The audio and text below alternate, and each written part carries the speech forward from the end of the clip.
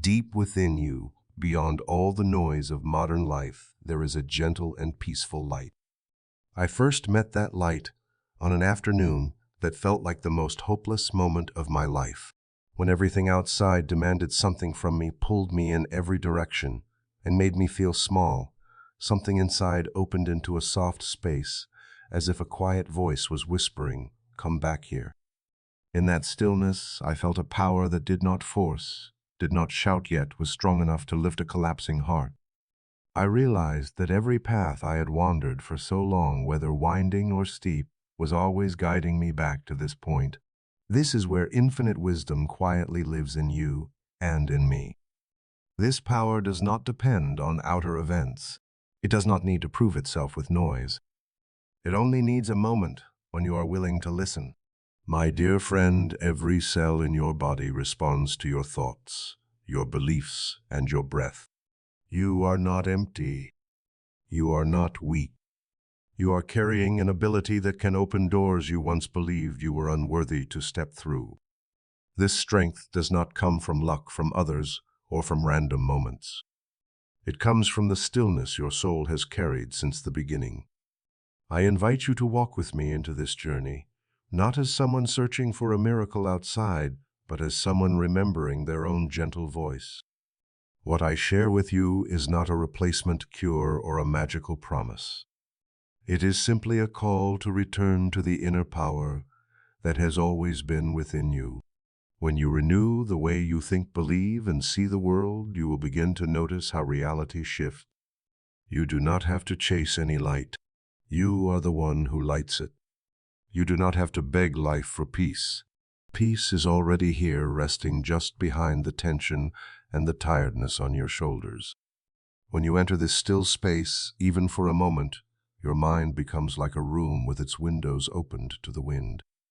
Everything feels lighter, brighter, and more aligned.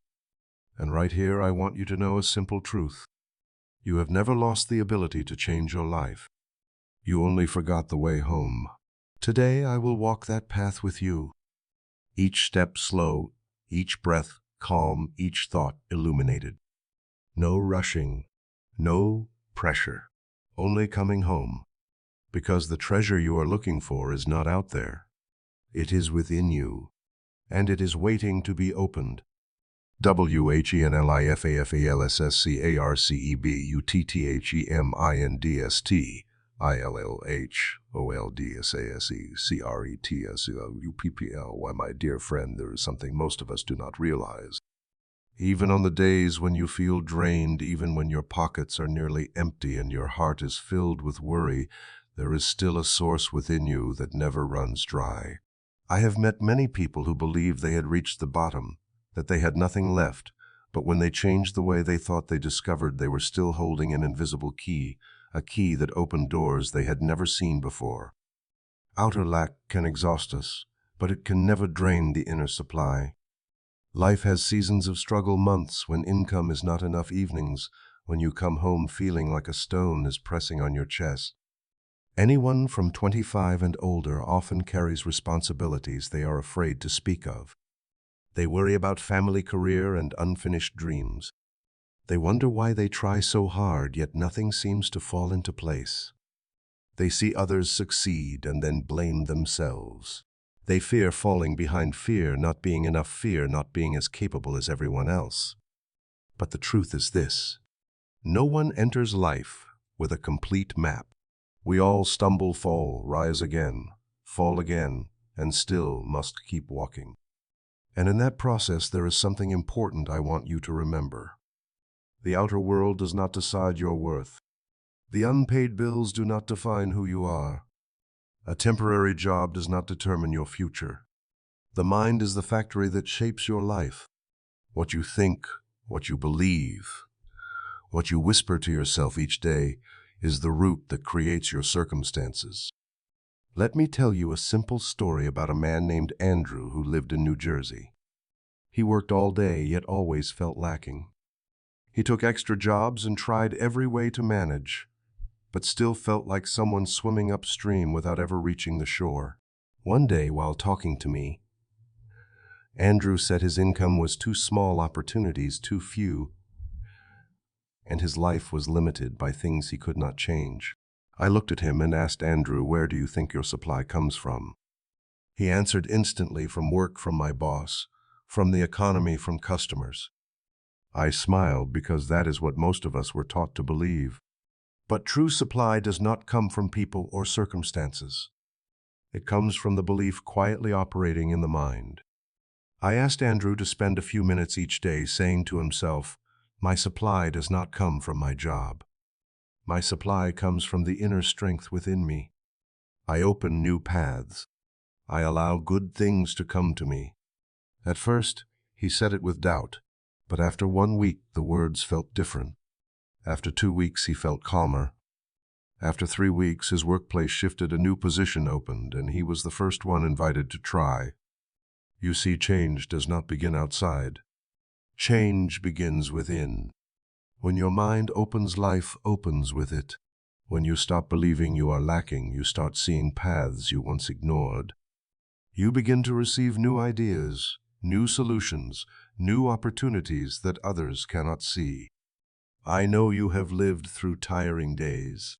I know you have looked at the future with anxious eyes. But those things do not take away your inner strength. They are only clouds temporarily covering the light that has always been there. And when you shift the way you see and the way you speak to yourself, those clouds slowly fade. Not always quickly, but always surely. Because the mind follows its own laws, and those laws never fail. Within you there is a supply, a treasure, a flowing river that never dries. It does not belong to any bank or any company. It does not depend on whether others believe in you. It exists because you exist. It lives because you live, and it waits for you to recognize it. My dear friend, I want to ask you something, and I hope you take a few slow seconds to answer in your heart. Do you still believe you are worthy of a fuller life? If the answer is yes, place your hand over your heart and thank yourself for still having faith. If the answer is no, it is all right. As long as you are here listening to these words, it means you are already opening a new window of light for your mind. And I thank you for staying until this moment, because your presence makes this journey more complete. THESTRA and GEMEETINGSBET WEENBLIEF DRAALITY. I've seen many people step into life with empty hands and worried heart. They think the world outside decides their destiny. But beneath all those layers of fear, there is always a seed that only needs to be touched by the right belief to grow in the most unexpected way. Let me tell you about a man named Daniel who lived in a small town in the northeast of the United States. His life was not too different from many adults you and I have met. He owned a small shop selling handmade goods, worked from early morning until late evening, and saved every dollar for his family. Yet the harder he worked, the more he felt trapped in a wheel that never stopped turning. He believed his income came from customers, from the market, from the ups and downs of life. And that belief kept him afraid. One afternoon, during a long conversation, Daniel looked at me and asked, "Why am I stuck? I have done everything I know. I have tried until I have no strength left. Is my life meant to stay this way?" I placed my hand on his shoulder and said softly, "Daniel, what limits you is not the world outside. What limits you is the belief you are feeding within. You think your supply comes from the people who walk into your shop? But that is only the last visible part. The true supply comes from within you. What you receive depends on the picture you hold in your mind." He stayed silent for a long time. In that silence, I saw something familiar, the inner battle between the old belief and the new belief getting ready to be planted. I gave him a simple affirmation. Our supply does not come from the outer world. We receive from the wisdom working in us. We open paths that the eyes cannot yet see. I asked him to repeat that each morning before opening the shop and each night before closing it. No need to force belief. Just say it with a gentle regard for himself. 1 week later, he returned with softer eyes. He said he had not seen any change outside, but he felt calmer at the start of each day. Before each time he opened the shop, he feared having no customers, but now he opened it with a lighter heart. After 2 weeks, he noticed something else. He said, "I do not know why, but I feel clearer." I started rearranging the shop, displaying each item with more care, as if preparing for a new flow of customers. 3 weeks later, exactly as I hoped, something unusual happened. A group of tourists stopped by his shop. They bought many things and asked if he sold online. A few days later, an old friend contacted him, offering to help set up an online store. Daniel asked, "Is this luck?" I smiled and said, "Not luck. This is the law. When you change the way you see your supply, you change the path through which good can enter your life. Everything you see outside is a reflection of your inner belief. When the mind opens, reality opens." I also met Hannah, a young woman in the Western United States, working in an administrative job. She always felt stuck in place. She believed her superiors decided her future. Every time a coworker got promoted, she shrank into herself, believing she was not good enough, not noticeable enough, not valuable enough. When I met her, I asked her a question that I hope you will ask yourself. What do you think decides what you receive? Hannah answered, like many others, luck favor the market. I told her, no, you receive what you believe you can receive. I guided Hannah to imagine a version of herself living a more open life.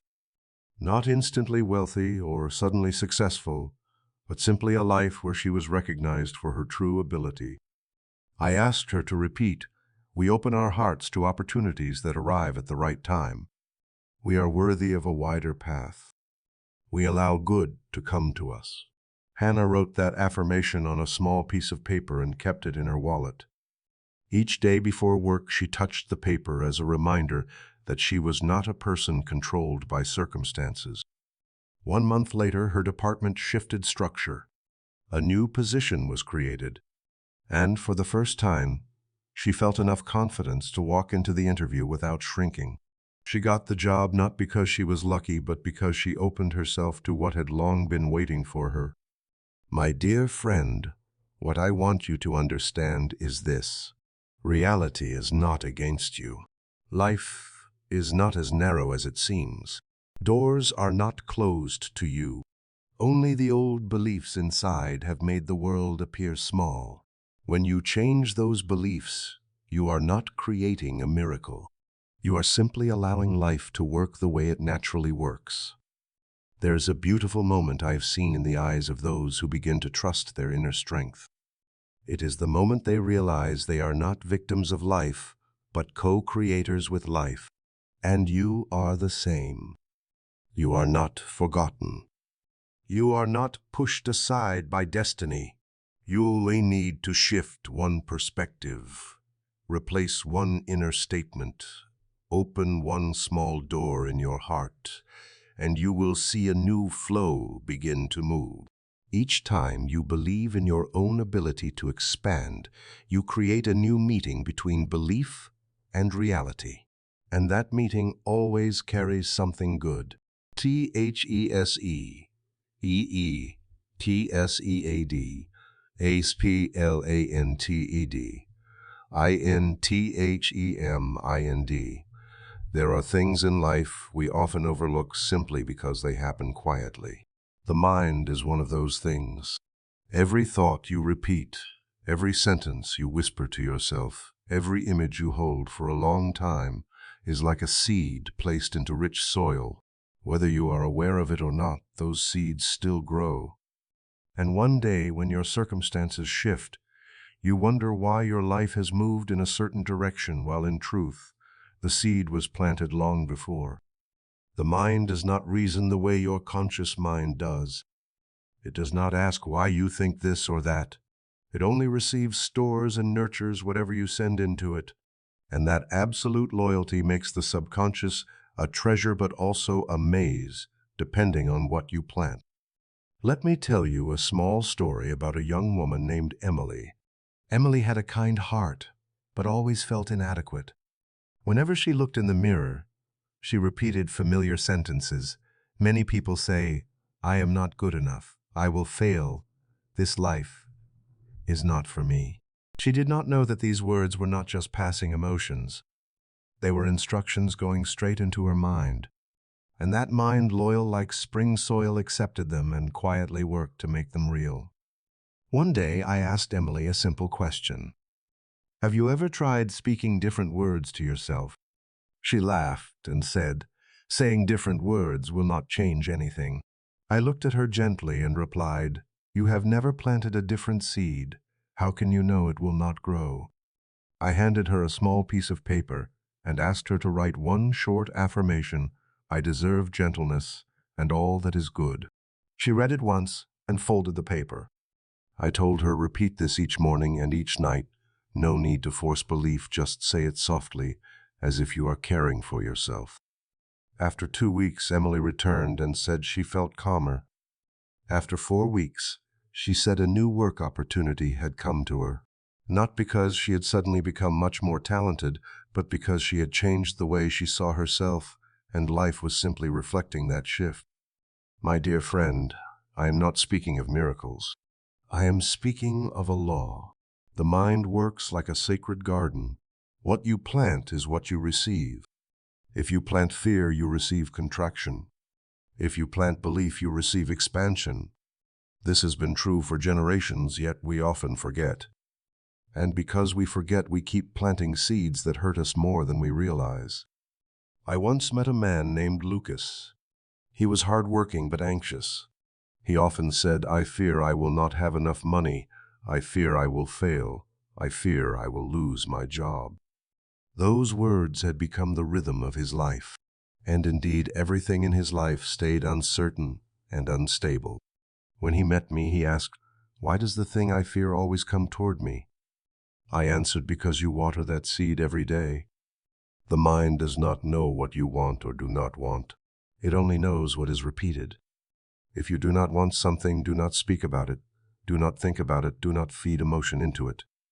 Replace it with a different image, a different sentence, a different belief. And when you repeat the new one long enough, the mind will shift direction. I gave Lucas a simple affirmation. We open our hearts to the abundance moving toward us. We are at peace with all that comes into our lives. We are supported by the wisdom within. He repeated it each night before sleeping. At first he said it like someone reciting a line, but slowly he felt the softness in the words. And when emotion touched the sound of those words, his mind began to change. This did not transform his life in a single day, but after a few weeks he saw a new opportunity in a place he had never considered. People who once overlooked him began to notice his effort. Lucas said, I do not know what is happening. Everything seems to change without me pushing too hard.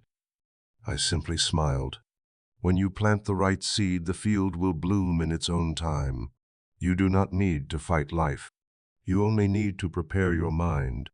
When it is ready, life finds its way to you. My dear friend, I want you to ask yourself something with honesty. The sentences you have repeated for many years, are they nourishing you or draining you? If they make you shrink, replace them gently. No need for force or intensity, only tenderness. Speak to yourself the way a kind friend would. You are on the right path. You deserve good things. You are not alone. You are growing. And remember, these seeds will not bloom overnight. But each time you repeat a new truth, you are giving your soul one more drop of water. One day when you look back, you will realize your entire life changed because of one small sentence you once offered yourself. And that is not magic. That is the law of the mind. That law is always true. That law is working within you, and you have the power to choose what you will plant today. WHENPRAYERB ECOMESASIGNATUREONASACRED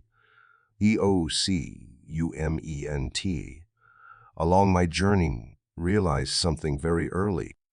Prayer is not a message sent to a distant place. It is not a cry made in desperation. True prayer is like a signature.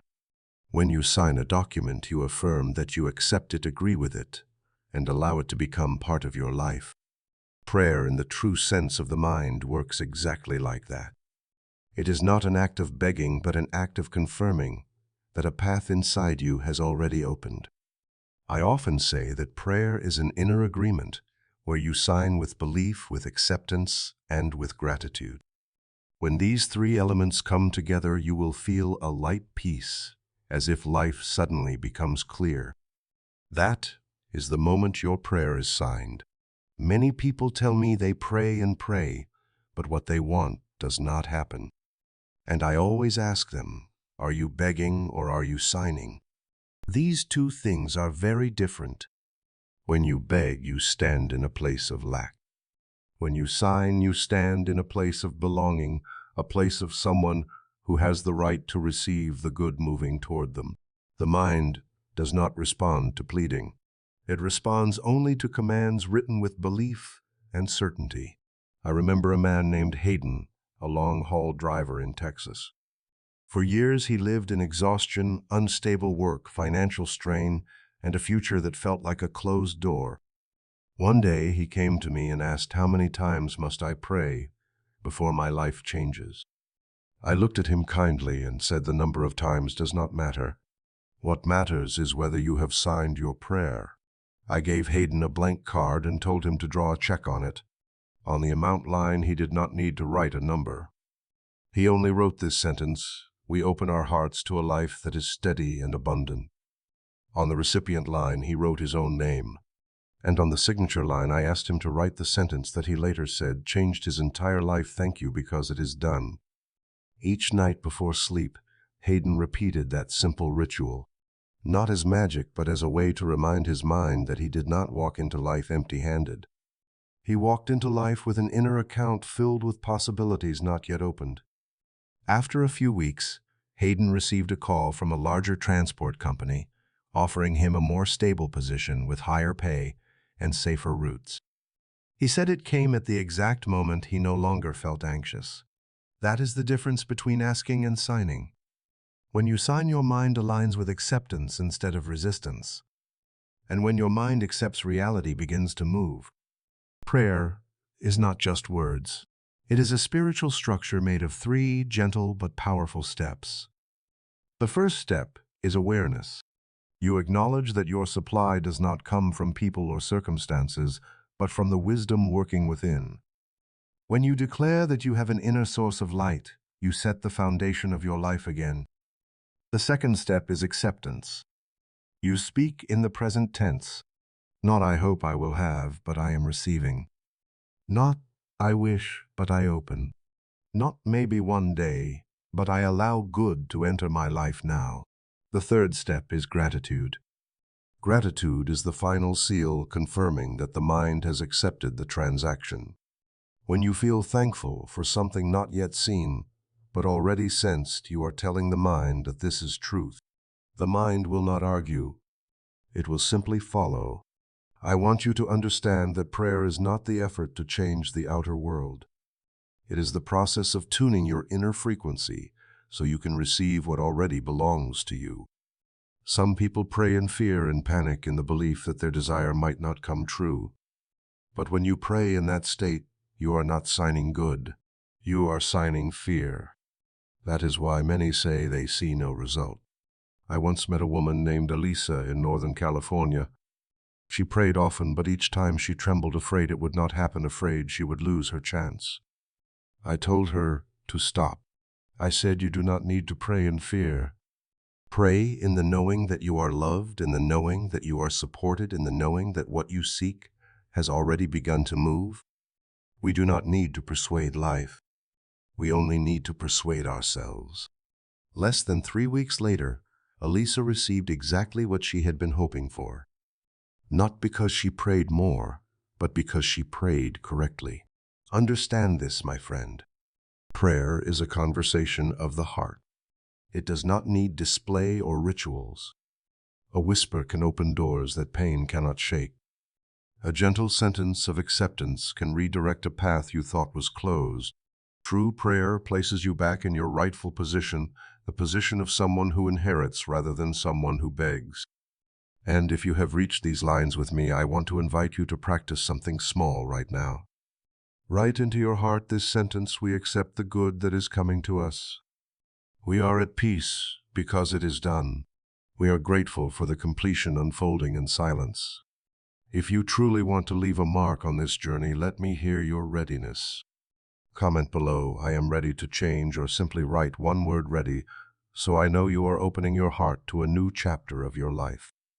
FAITHISNOTABURSTOFEMOTIONBUTTHEATHEANNERLIF. Many people come to me and say, I have tried to believe, I have repeated affirmations, I have prayed, but I do not feel anything changing. Every time I hear that, I smile, not to dismiss their effort, but to remind them that faith is not a flame that rises and disappears. Faith is like breathing, like the beat of the heart, like the gentle rhythm of waves along the shore. It does not need to be intense. It only needs to be steady. People often imagine that faith must feel powerful, absolute, free of all doubt. But the truth is softer. Faith is the quiet stability within the gentle knowing that even if the good has not arrived, we are still moving in the right direction. It is not the loud cry of the mind, but the soft whisper of the soul. Let me tell you about a young mother named Olivia. She worried about her son so deeply that every night before sleep she imagined 100 worst-case scenarios. When she came to me, she asked, how can I have faith when I am so afraid? I told her, you do not need to lose all fear to have faith. You only need to give faith a small place to stand. I taught Olivia the 4-4 breathing practice. Inhale for 4 counts, hold for 4 counts, exhale for 4 counts. Repeat 5 rounds. Then say one sentence: we entrust tomorrow to the wisdom guiding us. Olivia practiced this each night.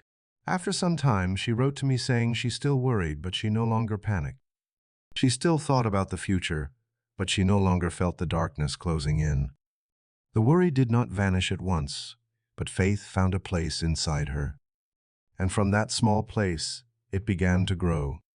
Faith always grows this way, from tiny spaces, from the first quiet breaths, from sentences light as silk repeated long enough to form a new structure.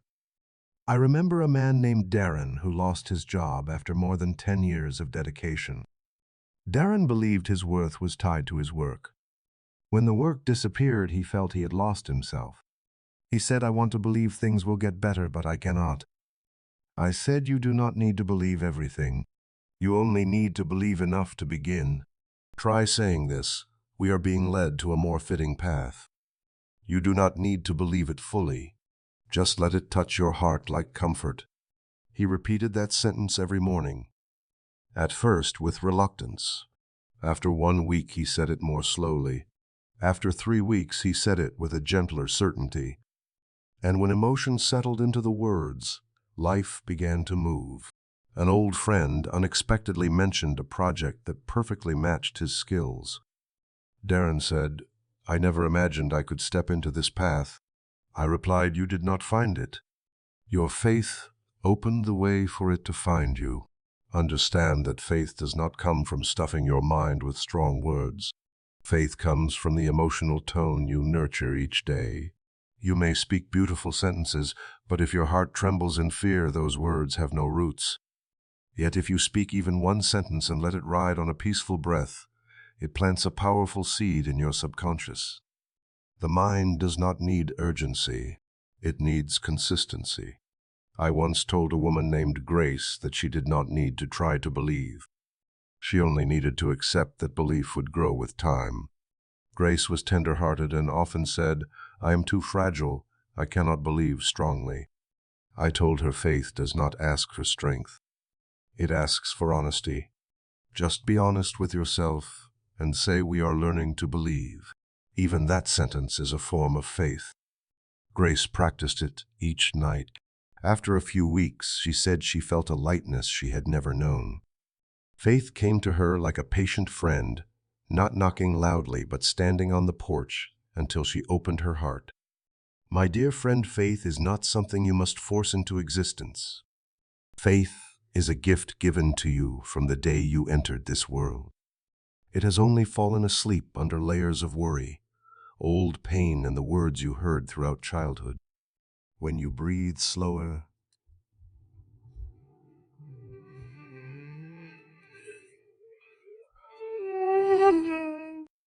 sometimes you think you must erase all doubt before you can believe. That is not true. Doubt is only clouds. Faith is the sky. The clouds may come and go, but the sky remains. And now, as you read these lines, I want you to feel faith in its simplest form. Place your hand over your chest and say softly, "We are learning to believe. We are guided. We are supported. We are not alone." If your heart is still unsettled, breathe slowly. Inhale the sense of safety. Exhale the sense of fear. Repeat a few times and you will feel a quiet space forming inside. It is in that quiet space that faith begins to grow. Remember this as a gentle truth for your life. Faith is not thunder. It is the soft footsteps of certainty walking toward you. It does not come from force. It comes from inner agreement. And each time you speak one peaceful affirmation, you place another foundation stone for the new life you are building. WATRAUTWANTIFE.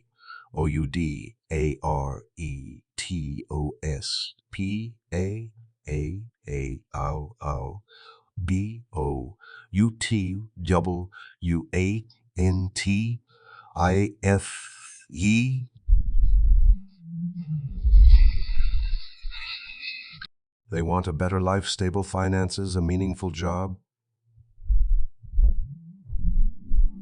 But I ask, what exactly do you desire? They often fall silent. Not because they do not want anything, but because they are afraid to name it. The fear of disappointment, the fear of failing, the fear of being judged as too ambitious makes them shrink and say vague things like, "I just want things to be better." But my dear friend, vagueness is not material the mind can use to create reality. Your future needs clarity, like a message with a clear address, like a light with a name. When your desire is vague, the mind cannot register it. It is like a messenger who has no destination. But when you speak clearly, write clearly, and imagine clearly, your mind begins to build a blueprint, and life starts finding ways to respond.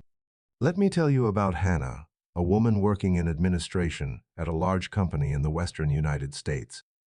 Every morning, she woke with the sense that she was living a life that did not belong to her. She wanted to change jobs, but when I asked what kind of job she wanted, she only said a better job. "Better in what way?" I asked. Hannah looked confused. "I do not know." I smiled. "Because you do not know, life does not know how to open the way for you." I asked her to take a sheet of paper and write 3 things she truly desired. Not what society expected, not what her family might want, but what her heart asked for. She wrote that she wanted more flexible hours, a workplace where people were kind, and an income stable enough that she did not have to worry every day. She read the 3 desires again, and for the first time she felt a small light turn on inside her. I told her each night before sleep, "Place your hand on that paper and say we open our hearts to the job that fits us best. We are worthy of a kind and generous environment. We allow it to come at the right time." She practiced this for a month. No dramatic miracle appeared, but something inside her began to shift. When she walked into the office, she no longer felt trapped. She had more energy to learn new skills. She became clearer about her own value. And then the company announced a restructuring. A new position opened, and Hannah was the first one called for an interview. She told me it was the first time in her life she did not shrink in front of others. She spoke clearly about what she wanted without fear of judgment. She got the job not because of luck or someone's sudden favor, but because she became clear with herself, and life simply reflected that clarity. Understand this. When you are vague, life is vague. When you are clear, life becomes clear. The mind cannot process blurred wishes. It needs structure, purpose, and a gentle reason to know you truly desire something. And when you write it down, you move it from the unseen to the seen, from the realm of longing to the realm of becoming. I once met a man named Jonathan who worked several part-time jobs just to get by. He always said he wanted more money, yet it never came. I asked, "How much do you want and for what?" He was silent. He never thought he had the right to assign a number to his dream. When he reflected, he said he wanted enough money to pay debts, repair his worn-down room, and help his mother. I told him to write this sentence: "We open our hearts to a steady income that allows us to complete what is unfinished in our lives." It was not specific in numbers, but clear in purpose. It gave his mind direction. A few weeks later, he was offered a full-time position by an old acquaintance. The income was not large at first, but it was steady, reliable, and enough to start changing his life. My dear friend, clarity is not ambition. Clarity is order. Your mind is a creative organ, but it must be guided by transparency. If you stand before the ocean and say, "Take me somewhere," which wave will carry you? But if you say, "Take me to that peaceful shore," the waves will move you toward it. In the same way, if you only say, "I want to be happier," the mind has no anchor. Happier how? In what area? Under what conditions? Write it down. Speak it out. Do it as an act of honoring yourself. You can begin with simple sentences. We want more peace in our lives. We want a job that helps us grow. We want a stable financial foundation, so we no longer live in fear.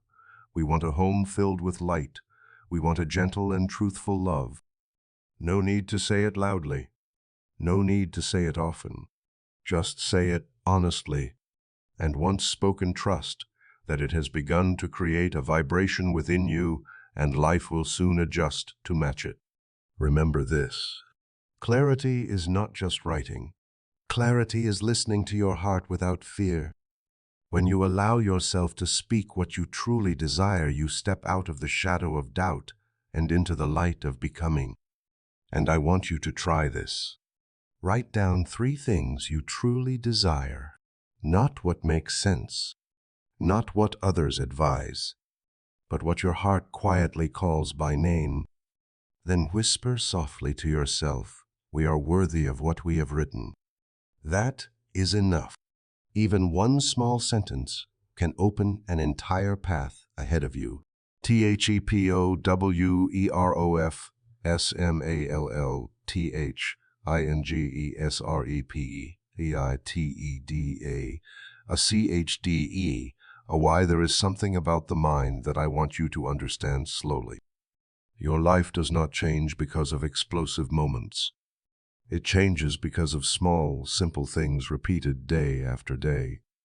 A gentle sentence you offer to yourself. A thought you choose to keep instead of letting go. An inner image you quietly nurture. These small things, when repeated, become more powerful than any grand effort made in desperation. The human mind is designed to respond to consistency. It does not listen to your loud shouts.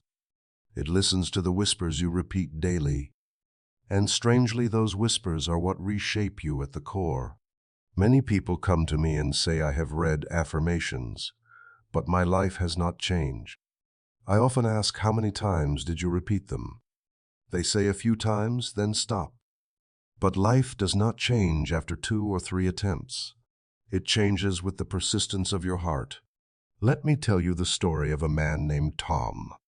Tom went through a painful season when he lost his job and his marriage in the same year.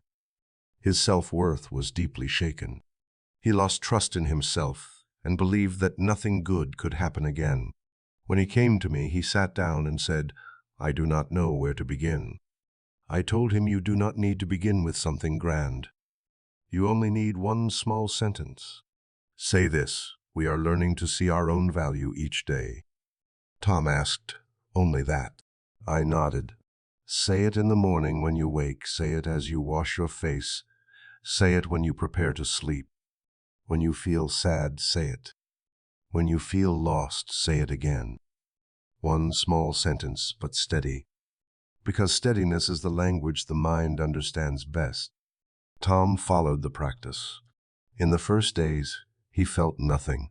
But I had already told him, you do not need to feel anything. You only need to repeat.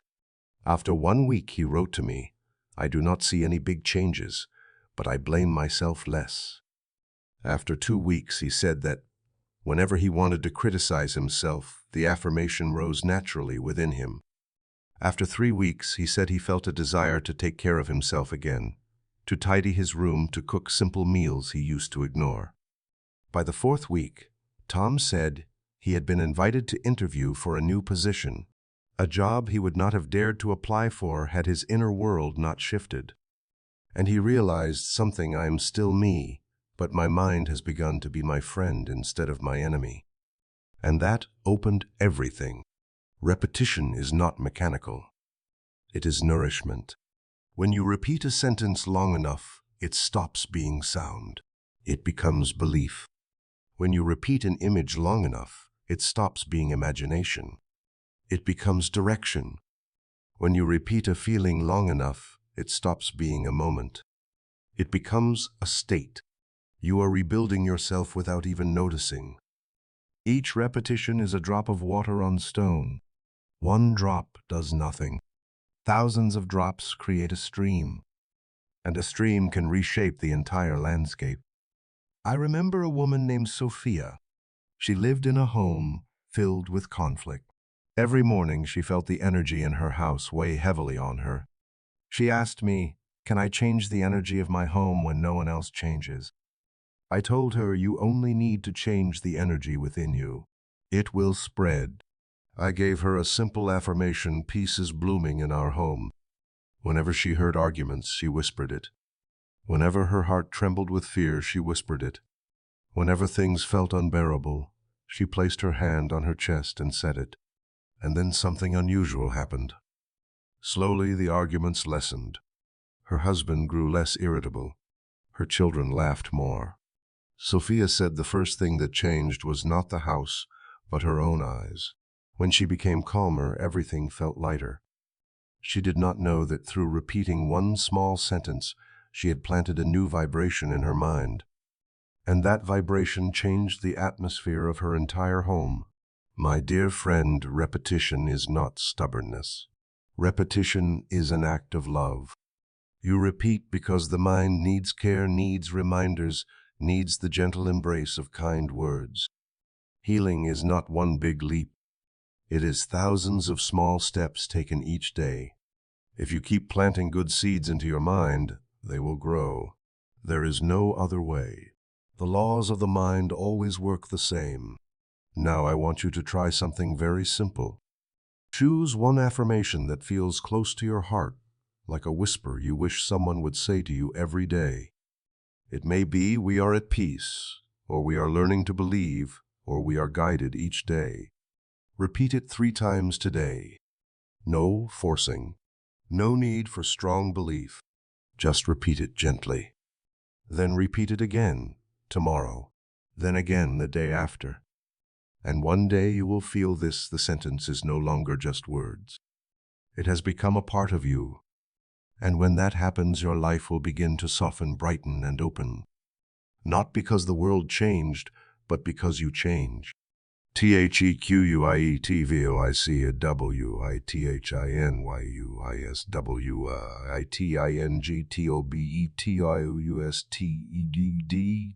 Through all the years I have spent listening to people and walking with them through their struggles, I have realized something constant. Every one of us has a very small voice inside. Not the voice of fear, not the voice of pressure or judgment. It is the voice of quiet wisdom, the voice of intuition, the voice many people forget because life has become too loud. I call it the silent cashier of the soul. It does not shout, does not push, does not criticize. It only whispers a gentle suggestion, sometimes just stop for a moment, turn this way, call that person, try once more. And when you follow it, life opens a door you did not see before. You cannot explain why you felt it, but you know that if you walk with that whisper, You move closer to what your soul has been searching for. I remember a man named Marcus in Seattle. His life had turned into a dead end when the company he worked for suddenly shut down. He woke each morning with fear, unsure where his future would go.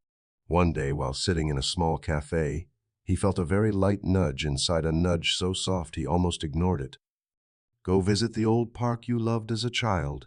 He did not understand why the thought appeared. Yet somehow he stood up and followed it. When he wandered through the park, he met a high school friend he had not seen for years. After a few minutes of conversation, the friend said his company was looking for someone with Marcus's exact skills. And only weeks later, Marcus had a new job, steady and fitting. Deep inside, he knew it was not random. He told me if I had not followed that tiny voice, I might still be lost in the dark. I only smiled. That voice exists in everyone, but few are quiet enough to hear it. My dear friend, intuition is not mystical. It is the natural wisdom of the soul. It comes from the deepest part of you, the part untouched by confusion. But to hear it, you must learn to be still. When your mind is crowded with fear, the voice is hidden. When you try to control everything, the voice becomes silent. But when you stop, when you breathe slowly, when you loosen your grip, it returns. You do not need to look for it. It will find you. I once met Amelia, a woman who had experienced many disappointments in love and work. She always felt she made the wrong choices. She asked me, how do I know the voice I hear is not just imagination? I said, imagination makes you tense, intuition makes you soft.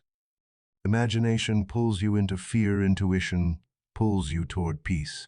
If what you feel brings peace, even when the path is unclear, that is intuition. Amelia practiced what I taught. Each morning she placed her hand on her chest and said softly, we ask to be guided today. We listen for the gentle voice within. She did not expect anything big, yet within a few weeks, she noticed she was making lighter decisions, less forced decisions. She rested when her body asked. She said no to things that cramped her spirit. She left a job she had clung to only because she feared being without one. Then something unusual happened. She received an invitation from an old friend for a job in the very field she always wanted to try, but never dared. Amelia told me it arrived like a breath, calm and without rush. She knew it was a gift from the voice she had reconnected with. I want you to understand that intuition is not something to analyze. It is something to feel. You do not need to explain why you sense something. Just ask, does this bring peace? If yes, that is your sign. If not, wait. What is right always carries gentleness. What is wrong always carries heaviness. Throughout my life, I have witnessed many moments where one slow breath changed an entire direction. A man heard the whisper, try one more time. A woman heard the whisper, lay down this worry. A young person heard the whisper, trust what you know even if no one else sees it. These whispers led them to new work, new chances, new paths. Not because they were lucky, but because they listened. My dear friend, I want to ask you something, and I hope you answer quietly in your heart. When you are silent, do you hear a voice whispering within you? Something small, a reminder, a direction, something you have tried to ignore but keeps returning. Can you feel it? If yes, nod to yourself. If not, it is all right. The voice is still there waiting for you to open the door of stillness so it can enter. And thank you truly for coming this far. Your listening is the greatest gift you can offer to your own soul. THETHREINVISIBLALO,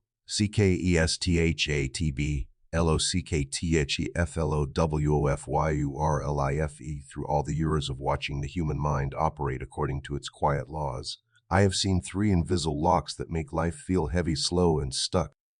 They are not outside you. They are not caused by circumstances or by other people. They are formed by the silent thoughts you repeat day after day. These three locks are criticism, envy, and self-condemnation. They are small enough that you may not notice them yet, strong enough to block the flow of goodness life is trying to send to you. Let us speak about the first lock: criticism. When you criticize others, your mind does not understand that you are referring to them. It only hears the command and applies it to you. Each time you think someone does not deserve their success, your mind records success is wrong. Each time you look at someone and whisper inside it is unfair, they received that your mind understands that receiving good is unfair. And so it keeps you away from the very things you desire. I once met a man named Michael who felt uneasy whenever his friends succeeded. He was not a bad person. He simply carried wounds that made him believe success was something distant.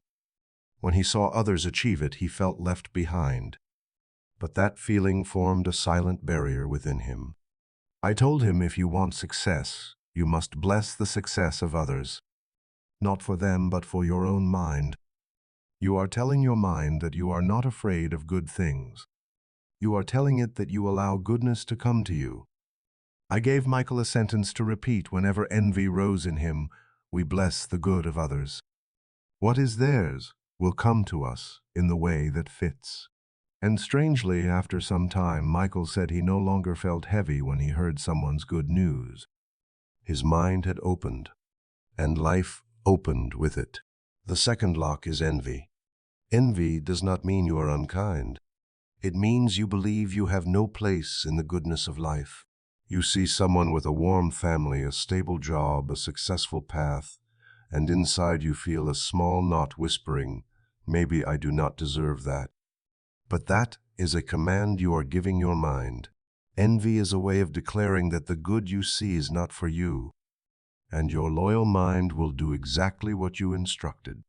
I once told a woman named Laura that envy is simply a reminder to turn back toward yourself. No need to feel ashamed. Just change the inner sentence. Instead of saying, why do they have what I do not, try saying how beautiful that is, and we too are opening to the good meant for us. This softens your heart and opens a new path for your mind to operate with more freedom. The last lock, and the most dangerous, is self-condemnation. These are the harsh sentences you direct at yourself, such as we always fail, we are not good enough, we do not deserve good things, we ruin everything. This is a form of self-punishment carried by many adults without knowing it. A young woman named Melissa once came to me exhausted. She tried to be perfect in everything because she feared rejection. When I asked what she believed about herself, she stayed silent for a long time before whispering, I do not deserve anything good. I understood. Her old experiences had planted a false belief, and although unjust, that belief was still directing her life. I told Melissa, no one is born to condemn themselves. You do not need perfection to be loved. You do not need to repair yourself before receiving goodness. What you need is to speak gently to yourself as a kind friend. Would we deserve peace? We deserve support. We deserve it even before we are perfect. Melissa practiced those sentences each day, and within a few months her life shifted in a tender way.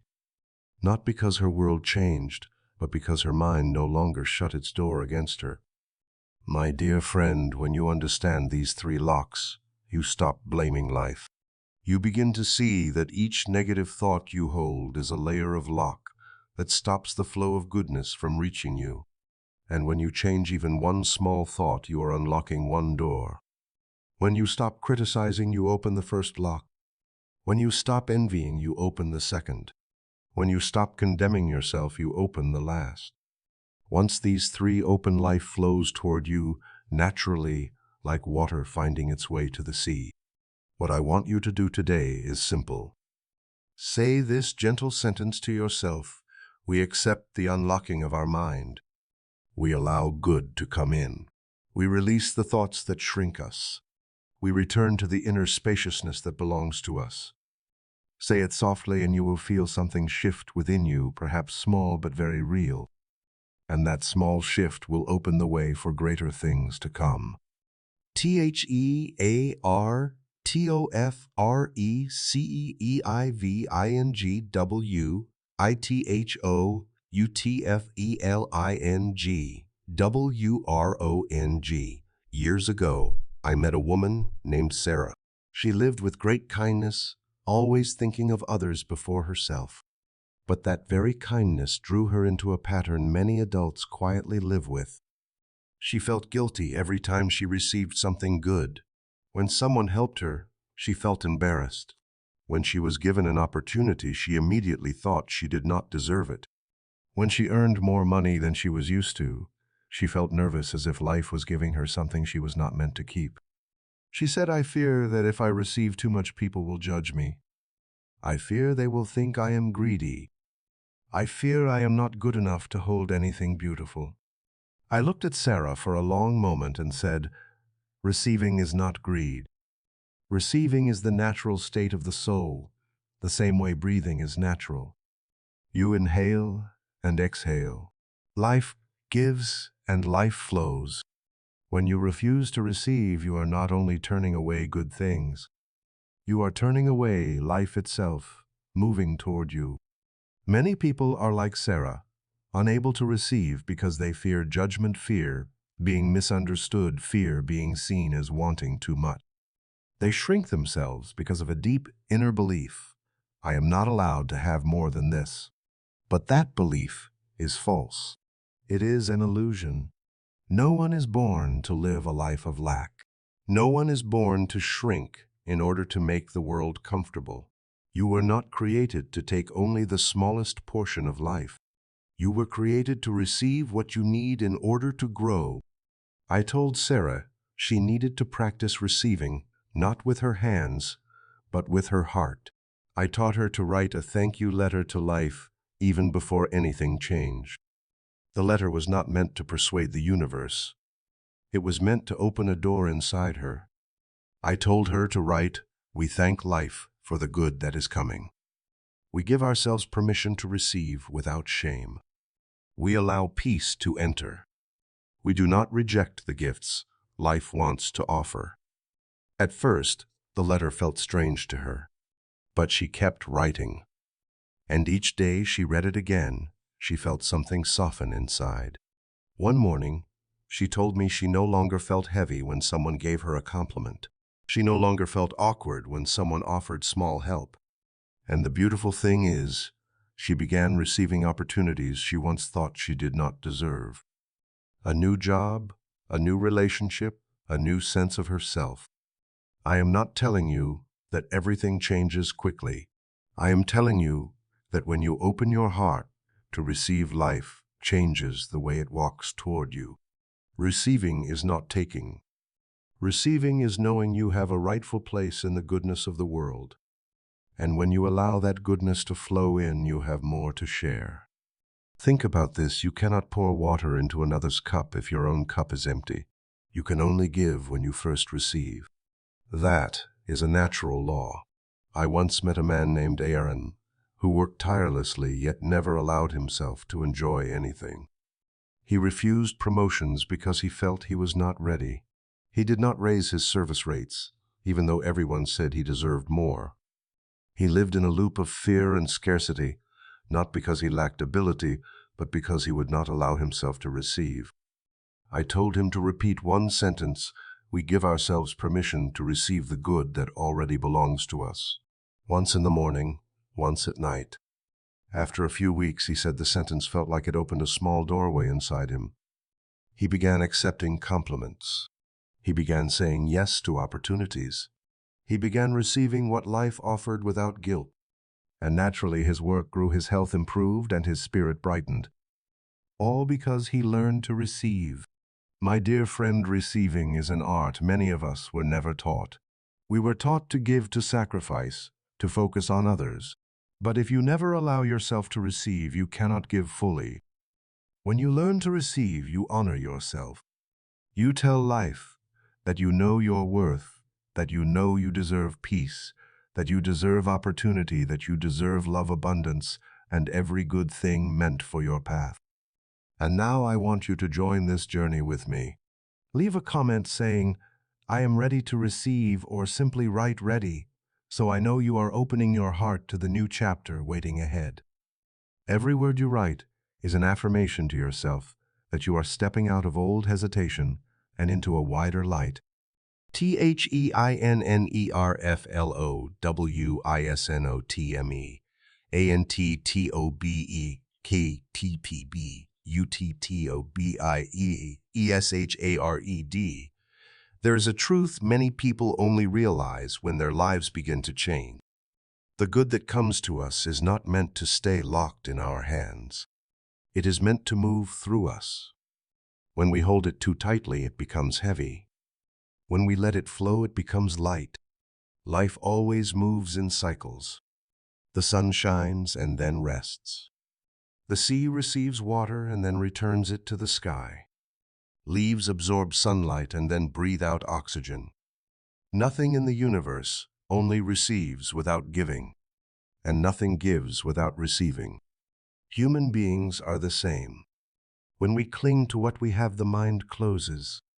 When we give the right thing at the right time, in the right way, the mind opens and life finds more room to bring new gifts. I once met a man named Kevin who lived in a peaceful neighborhood. He worked hard and earned a comfortable income, yet he always felt something was missing. Not money, but something subtler. He asked, "Why do I have more now but feel no lighter?" I smiled and said, "Because what has come to you has not flowed through you yet. You are holding it like someone holding their breath. And when you hold your breath too long, you tire. Breath must go out so breath can come in. Goodness must be released so goodness can find its way back to you. Not giving everything away, but giving enough for your heart to open." I did not ask Kevin to do something large. I simply asked him to do one small act each week, something that would not drain him, but would warm his heart. A meal for someone struggling, a small gift, a comforting hand on someone's shoulder, or simply sharing a lesson he had taken years to learn. Kevin followed this, and after a few weeks he told me his life began to brighten in a strange but gentle way. He no longer worried about money the same way. He felt more open. Each time he gave something, he felt a lightness, as if life were whispering, "You are letting the current move again." Giving is not losing. Giving is opening a door. Every small gesture made with sincerity returns to you in some form at some moment in ways you cannot predict. That is not magic. That is the law of flow. I saw this in a woman named Helena who worked in a small cafe. Her income was modest, yet she spent her evenings teaching children in her neighborhood how to read. Not for praise, not for money, but to offer them a little more light. One day, the cafe owner asked her to manage a new branch. When I asked if she was surprised, she said, "I did nothing big. I only helped the children." I smiled and said, "Because you give so gently, the flow opened the way for you." Life always expands those who expand their hearts. The flow does not need to be money. It can be time, kindness, wisdom, encouragement, presence. Sometimes it is a simple blessing sent to someone who is sad. Sometimes it is a message to a friend you have not spoken to in years. Sometimes it is choosing to look at someone with understanding instead of judgment. When you do these things, you tell life that your heart is open, and life fills what is open. But I want you to understand this too. Giving does not mean self-sacrifice. Giving does not mean draining yourself. The flow is beautiful only when both directions stay balanced. You receive so you can give. You give so you can receive. When you give without receiving, you become exhausted. When you receive without giving, you become heavy. But when both move together, life becomes a gentle cycle. Your mind grows warm, light, and wide like the sky after rain. I remember a man named Ethan who believed that to have more, he needed to hold more. He saved, collected, and controlled everything. But the more he held, the more he feared losing it. He said, "I am afraid, even though I lack nothing." I told him, "You are holding your breath, without ever exhaling. Try exhaling through one act of kindness, and you will inhale peace in return. Ethan began teaching for free on weekends, not to prove anything, but simply to see if he still had something to offer. And he soon realized his energy changed. He no longer feared losing everything. He no longer felt the need to protect every corner of his life. He felt spacious inside. And that is when good things began to come to him, not because he chased them, but because he made room for them. My dear friend, remember this as a soft whisper in your heart. You do not have to hold everything. You do not have to prove your worth by accumulating. You only need to open your heart and let goodness pass through you like light through a window. When you do that, you become a source of light, and that light returns to you in ways far more beautiful than you can imagine. Life does not abandon those who create flow. Life lifts them. THEMPTHATLADS YUBSCKT OYOURINNERHOMEOFPE, a CE across all the long journeys I have walked with. Many searching hearts I have come to see that no one is ever truly lost. We only forget the way back. And then one day, when the heart grows tired and the eyes no longer know where to look, we begin searching. But what we search for is not out there. It is inside the inner home we abandoned long ago. I believe every person carries a quiet map. This map is not drawn with ink or paper. It is shaped by the lessons we lived through, the beliefs we held, the moments we fell, and learned to rise again. And whenever we listen deeply, the map unfolds before us and guides us back to the peace that has always belonged to us. That inner home is not a perfect place. It is not a place without darkness. It is a place where darkness is seen and softened. A place where fear is set down and faith is lifted. A place where you may sit alone, yet feel you are not alone at all. Suffering grows not from outer challenges, but from forgetting that you have a place to return to when life becomes chaotic. Imagine you have a house within you with many rooms. Each room holds a lesson you have lived. One room is named belief. One is named pain. One is named openness. One is named hope. One is named forgiveness. When you enter this house gently, every door begins to open. You start seeing what you once avoided. You see your fears. You see old beliefs that still bind you. You see long-forgotten desires. And from that moment, healing begins. I remember a woman named Claire who once told me she felt she had lost herself. She had tried so hard to please everyone that she forgot her own voice. I told her to spend 5 minutes each day returning to her inner home. Sit down, place a hand on her chest, and ask, "What am I feeling?" At first, Claire said she heard nothing, but I asked her to stay patient. And slowly she began hearing small inner whispers, like gentle hands on her shoulders, saying, "You are tired, you need rest. What are you afraid of? What do you need from yourself?" Those little questions lit up her inner house. Returning to your inner home is not running away from life. It is how you prepare to meet life with a clearer and stronger heart. When you turn inward, you are aligning yourself again. Just as a sailor looks at the guiding star to know the right direction, you look inward to know what is true for your soul. One of the deepest sources of human suffering is not knowing what you are carrying. You only know you are tired, heavy, overwhelmed. But when you walk into your inner home, you see each burden clearly. Not to blame yourself, but to lay those burdens down. Some you have carried since childhood. Some were handed to you through someone's careless words. Some came from old failures. But when you see them, healing becomes possible. I once told a man named Oliver, "You do not need to conquer everything. You only need to know where you stand. From there, you will know which way to go." That is what the inner home offers. It does not ask for strength. It asks for honesty. And when you become honest, your inner defenses soften. And once they soften, life finds its way in. My dear friend, the journey back to your inner peace is not a journey of one day. It is a journey of a lifetime. But it is gentler than you think. Each time you breathe slowly, you take a step.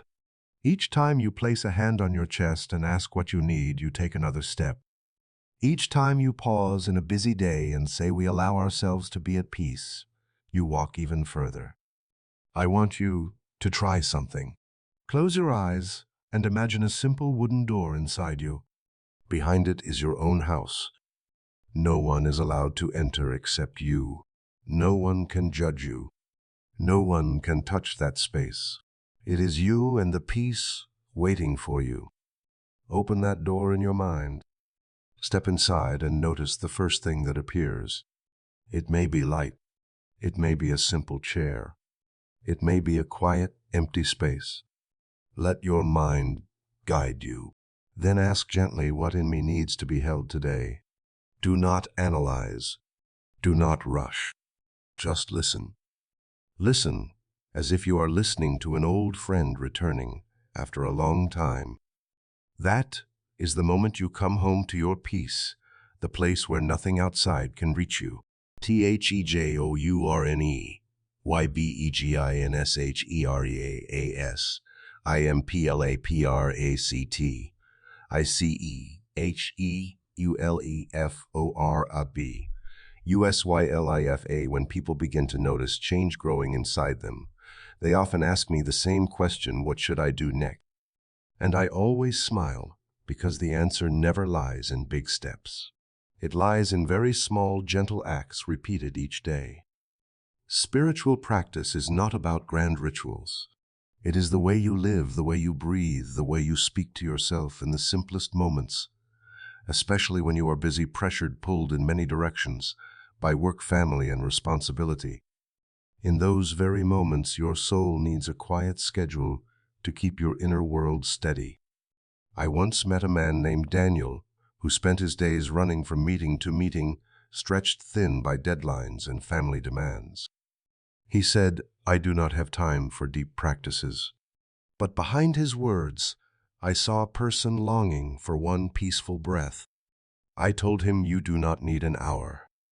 You only need small moments. And if those small moments are repeated, they become the foundation of your entire life. The schedule I gave him was simple. 1 sentence in the morning, 1 breath at noon, 1 thank you at night. That is all. But if practiced daily, they become the 3 pillars holding your day steady. In the morning, as soon as you wake up, before you touch your phone, before you leave your bed, place a hand on your chest and say softly, we allow this day to open with peace. Not begging, not pleading, simply acknowledging that you want to meet the day with ease. When you speak this, your mind adjusts its tone. It steps out of the chaos of yesterday and into receptivity. If you keep this habit, your mornings grow lighter and clearer.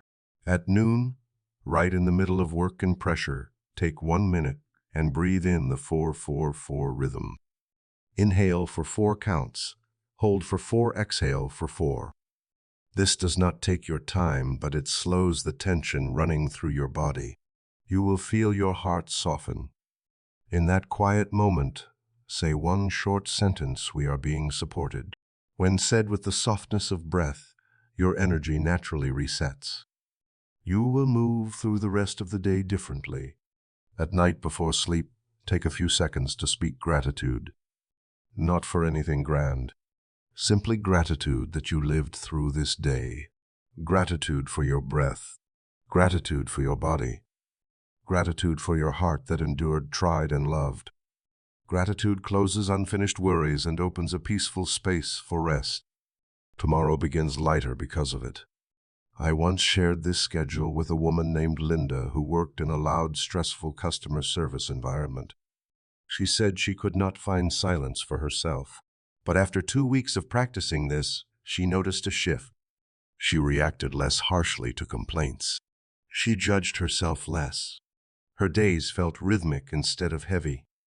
She said, "I never thought a few small sentences could change how I live." I smiled because transformation always begins inside, not outside. Adults often believe they need long hours to practice spirituality, but the truth is spirituality follows you into every moment. You do not need to meditate on a mountain. You only need to be present in your own day. You do not need to step away from life. You only need to soften within it.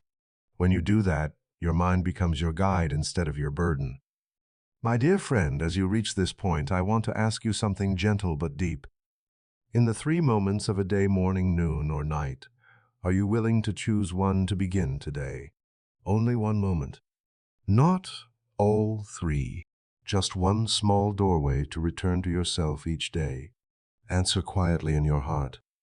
And if you feel ready, leave a message saying you are here with this journey. Thank you for listening with an open heart. WHENLIFESHAKERESTILLCEYOUCANST. And D, there are seasons in life when no matter how strong you are, life can still shake you. A job suddenly disappears, a relationship you trusted falls apart, a plan you worked so hard for collapses, or you wake up feeling as if everything has slipped out of your hands. I have met many adults walking through storms like these. They are not weak, not failing, not broken. They are simply standing in the middle of a strong wind. I remember a man named Matthew who spent years building his career. One day, the company restructured and his position vanished. Sitting in front of me, he said with a trembling voice, "I feel like I lost everything." I looked at him and said gently, "Matthew, you have not lost everything.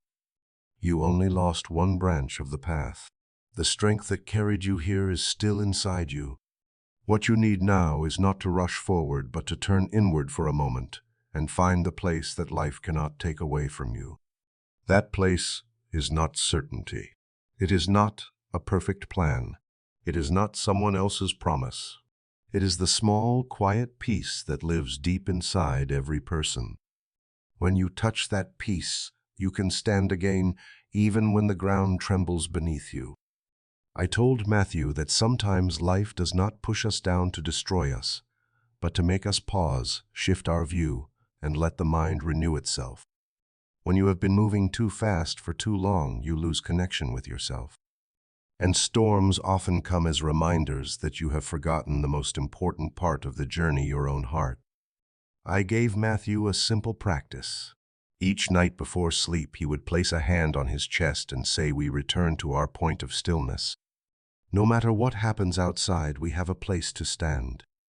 At first, the sentence felt like a small comfort. But after 2 weeks, he began to sense a soft light inside him. Not bright, not loud, but steady enough to keep him from feeling lost. From that light, new thoughts arose. Thoughts about what he truly wanted next. Thoughts about abilities he had forgotten. Thoughts about paths he had never dared to choose. When the mind steadies, life finds a way. Soon Matthew received an offer from an old friend. The job suited him better and gave him space to create in ways he never could before. He said, "If I had not gone through that shaking, I would never have stepped into this new chapter." I smiled. I have seen this pattern so many times. Life shakes not to break you, but to wake you. I also remember a woman named Evelyn whose breakup left her feeling as if she lost a part of her soul. She said her dreams felt far away and she felt like a boat without a captain. I told her sometimes the heart breaks not to hurt you, but to make room for light. She cried, but it was the first time she cried with relief, because she realized pain is not an ending. Pain is a signal that the heart is opening to something new. I taught her this practice: whenever you feel lost, sit down and say, "We have not lost ourselves. We are returning to a more honest version of who we are." When repeated gently, the sentence feels like a hand on your shoulder, not to lift you, but to remind you that you are not broken, only reshaping. My dear friend, When life shakes you, the first thing to do is not to find a solution. The first thing is to be still with yourself. Pressure makes your mind panic. Panic distorts everything you see. But when you pause and breathe slowly, you begin to see the inner ground beneath your feet. That inner ground is your anchor. It gives you strength, clarity, and the courage to take the next step without fear. I want you to try something right now, whether you are fine or facing a storm. Close your eyes for a few seconds and say softly, "We are being held." No matter what happens, we are being held. What holds you is the inner strength you have carried since the beginning. No event can remove it from you. Life may shake, but you do not have to fall. You have an anchor no one can touch. And when you return to that anchor, every storm becomes a lesson. Every loss becomes an opening, and every shaking becomes a turning point. ISIGNMYNAME INTHEBOOKOFLIGHT in this moment, as I look back on the path you and I have walked together, I feel something very clearly. Everything you have been searching for is not out there. It has been inside you from the beginning, waiting for you to touch it with a gentle kind of faith.